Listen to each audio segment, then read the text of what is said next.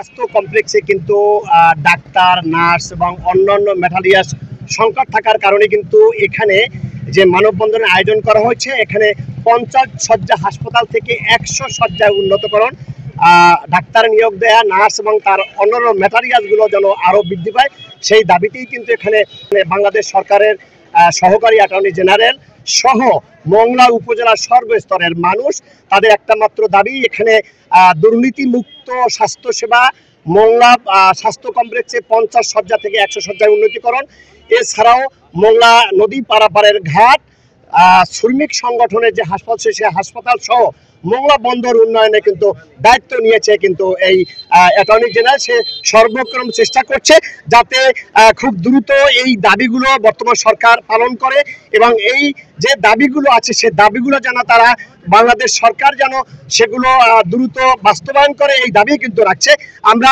আমরা এখন কথা বলবো এখানে যে বাংলাদেশ সরকারের সহকারী অ্যাটর্নি জেনারেল জনাব অ্যাডভোকেট মনিরুজ্জামানের সাথে, তিনি যে আন্দোলন করছে বা এখানে মানববন্ধন করছে তার মূল উদ্দেশ্য কি এবং এটা বাস্তবায়ন করতে কত সময় লাগতে পারে? ধন্যবাদ। বিষয় হচ্ছে যে আমরা মোংলায়, আপনারা জানেন মোংলায় প্রায় 2,20,000-এর অধিক মানুষ বসবাস করে, সেই তুলনায় আমাদের চিকিৎসার মান বাড়েনি। এজন্য আমরা চাচ্ছি মোংলা উপজেলার স্বাস্থ্য কমপ্লেক্সকে অতি দ্রুত 50 শয্যা বিশিষ্ট থেকে 100 শয্যায় উন্নতি করা, পাশাপাশি চিকিৎসার যে মান সেটির আধুনিকায়ন করা, যন্ত্রপাতি বাড়ানো এবং অ্যানেস্থেসিয়া বাড়ানো এবং চিকিৎসকের যে অভাব সেই চিকিৎসক দ্রুত নিয়োগ দেওয়া হোক। এবং পাশাপাশি আপনারা জানেন মোংলায় অসংখ্য সমস্যা, সেই সমস্যাগুলো নিয়ে আমরা কাজ করছি। আমরা চেষ্টা করে যাচ্ছি, সরকারের যারা সংশ্লিষ্ট আছে তাদের সাথে যোগাযোগ করছি, আমরা সর্বোচ্চ এফোর্ট দিয়ে এটি কাজ করার চেষ্টা করছি। বাস্তবায়নের জন্য আমরা মনে করি যে আমরা খুব দ্রুত এটি বাস্তবায়ন করতে পারবো। এই মোংলা স্বাস্থ্য কমপ্লেক্সকে আমরা 100 কোটি উন্নতি করার জন্য যে কাজটি হাতে নিয়েছি, এটি সংশ্লিষ্ট কর্তৃপক্ষ এই বিষয়ে গুরুত্ব দেবেন এবং খুব দ্রুত এটি বাস্তবায়ন করবেন। সকলকে ধন্যবাদ। আমরা কথা বলছি যে এখানে একজন পরিবেশ যোদ্ধা যিনি সবসময়ের জন্য বিভিন্ন মোংলা বন্দর উন্নয়ন সহ বিভিন্ন সাথে বিভিন্ন প্রোগ্রামের সাথে বিভিন্ন আন্দোলনের সাথে উনি শরিক হচ্ছেন, তার সাথে যে আমরা এখন মোংলা বন্দর যে বিষয় নিয়ে আমরা মানববন্ধন করলাম, এইটা উন্নত হলে মোংলা সহ দক্ষিণাঞ্চল কি উপকারে আসবে? দেখেন, মোংলায় একটি বন্দর নগরী, এটি একটি পর্যটন নগরী, এটা একটা শিল্প নগরী, এটি একটি উপকূলীয় শহর, এটি একটি প্রথম শ্রেণীর পৌরসভা। এই মোংলায় শুধু মোংলার নাগরিকরা চিকিৎসা সেবা নেয় না, পাশে রামপাল উপজেলা, মোড়লগঞ্জ উপজেলা, শরণখোলা উপজেলা, দাকব উপজেলা থেকে মানুষ এসে এখানে চিকিৎসা সেবা গ্রহণ করে।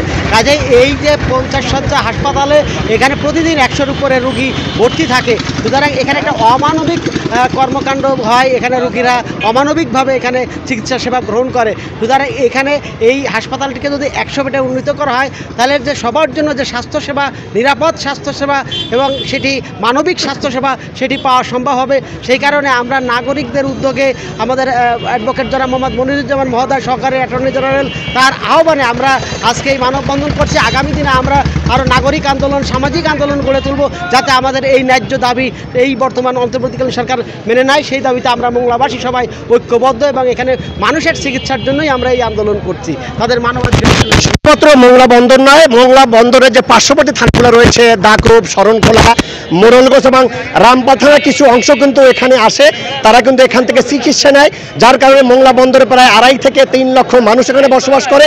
এখানে 50 শয্যা হাসপাতালে কিন্তু হয় না, তাই হাসপাতালের শয্যা সংখ্যা বৃদ্ধি করা, ডাক্তার বৃদ্ধি করা, নার্স সহ তার অন্যান্য যা কিছু আছে সব কিছু বৃদ্ধি করা। এছাড়াও যে মোংলা বন্দর হাসপাতাল, মোংলা স্বাস্থ্য কেন্দ্রের সামনে যে অবৈধ ক্লিনিকগুলো রয়েছে সেগুলো যেন দ্রুত বন্ধ হয়, এখানে যেন রুগীরা ভালোভাবে চিকিৎসা নিতে পারে।